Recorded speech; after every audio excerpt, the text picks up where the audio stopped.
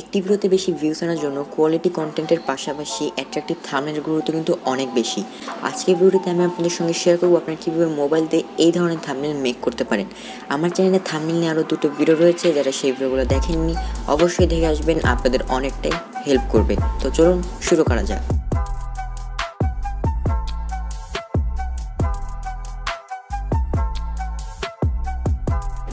থাম্বনেলটি বানানোর জন্য যা যা দরকার হবে সব কিছু লিঙ্ক ডেসক্রিপশন বক্সে দিয়ে রেখেছি, আপনারা সেখান থেকে ডাউনলোড করে নেবেন। থাম্বনেলটি আপনারা চাইলে যে কোনো ফটো এডিটিং সফটওয়্যারে বানাতে পারবেন। এখন আমি আপনাদের দেখিয়ে দিচ্ছি যে আপনারা কীভাবে থাম্বনেলটি বানাবেন। পিক্সেল ল্যাবে আসার পর আমরা সিম্পলি 3 ডটে ক্লিক করে ইমেজ সাইজ থেকে ইউটিউব থাম্বনেলটা সিলেক্ট করে নিব।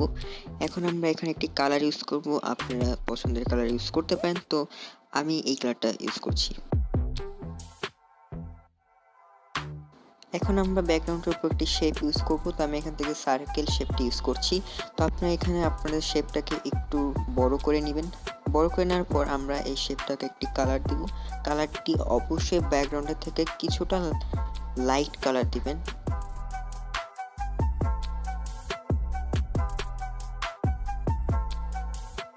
তো এখন আমরা এই শেপটাকে রিলেটিভ পজিশনে গিয়ে মিডিলে নিয়ে আসবো। মিডিলে নিয়ে আসার পর আমরা সিম্পলি এটা একটা কপি করে নিব। সিম্পলি আপনার এই শেপটার উপর ক্লিক করে এই আইকনটাতে ক্লিক করলে কপি হয়ে যাবে। এখন আমরা এই শেপটির একটি কালার দেব। কালারটি অবশ্যই আগের শেপটির তুলনায় লাইট কালার হবে।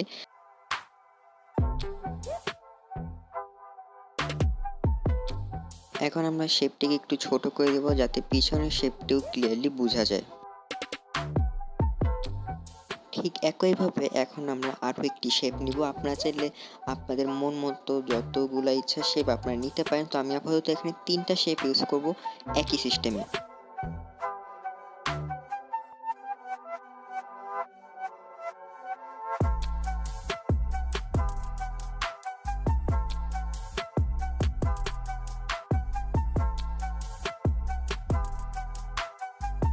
তো এখন আমরা আমাদের থাম্বনেলটিতে আমাদের টেক্সটটা অ্যাড করব। তো আমি আপাতত এখানে থাম্বনেল এই টেক্সটটি ইউজ করছি এবং ফন্ট হিসেবে আমি ইউজ করব লাকিয়েস্ট গাইয়ের এই ফন্টটি। অবশ্যই ডেসক্রিপশন বক্সে লিঙ্ক দেওয়া থাকবে, আপনারা চাইলে বাংলা ফন্টও ইউজ করতে পারেন।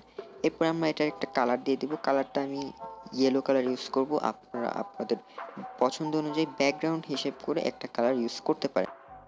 তো এখন আমরা টেক্সটিতে শ্যাডো ইউজ করব। তো শ্যাডোর ব্লার রেডিয়াসটাকে আমরা একটু 0 করে দেব এবং অফসেট এক্স এবং অফসেট ওয়াইটাকে একটু বাড়িয়ে নেব।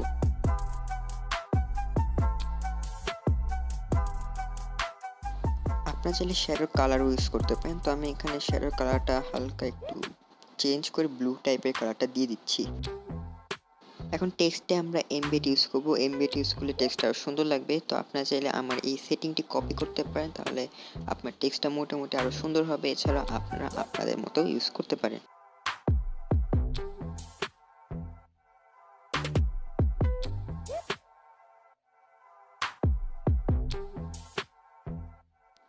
এখন টেক্সটটাকে আমি একটু কার্ভ করে নিচ্ছি। আপনারা বেন্ডিংটা 10% অথবা 5% ইউজ করতে পারেন। এখন আমি সেম পদ্ধতি অবলম্বন করে আরও একটি টেক্সট ইউজ করব। আপনারা আপনাদের থাম্বনেলে যতগুলো টেক্সট ইউজ করতে চান সেগুলো ইউজ করতে পারেন।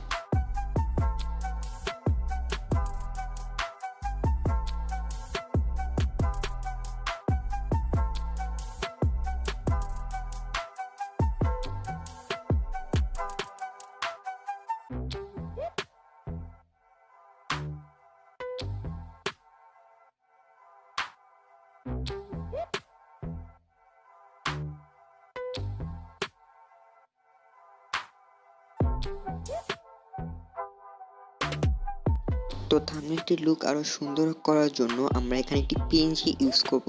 এই পিএনজিটা আপনারা আপনাদের পছন্দ অনুযায়ী যে কোনো একটা কালার দিতে পারবেন। তো এখন আমি কী করবো, রিলেটিভ সাইজে যাব এবং এখান থেকে উইডটাকে 100% করে দেবো, তাহলে এটা থাম্বনেলের ব্যাকগ্রাউন্ডের সাথে মিশে যাবে।